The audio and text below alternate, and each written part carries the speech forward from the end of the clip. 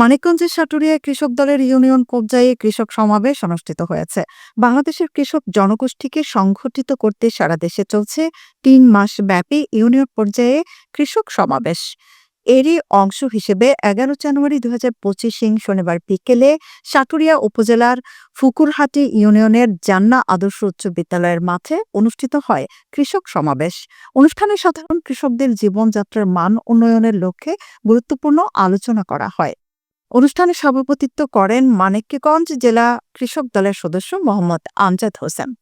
Union কৃষক দলের উদ্যোগে আয়োজিত এই সমাবেশে উপস্থিত ছিলেন মানিকগঞ্জ জেলা কৃষক দলের সভাপতি গোলাম কিবরিয়া সাইদ, সাধারণ সম্পাদক আব্দুস সালাম বাদল, সিনিয়র সহসভাপতি মাসুদুর রহমান, সাংগঠনিক সম্পাদক ওবায়দুর রহমান পাভেল, জেলা বিএনপির প্রচার সম্পাদক শামীম আল মামুন সহ মানিকগঞ্জ জেলা ও উপজেলা ফুকুরহাটি ইউনিয়ন কৃষক দলের বিভিন্ন নেতাকর্মী ও স্থানীয় এলাকাবাসীরা উপস্থিত ছিলেন।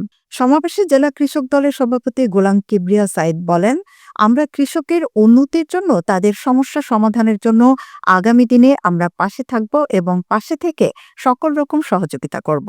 কৃষক দল প্রত্যেকটি কৃষকের পাশে থেকে তাদের সমস্যা সমাধানের জন্য সকল রকম সহযোগিতা করবে। আমরা এই বার্তা আপনাদেরকে পৌঁছে দিতে এসেছি।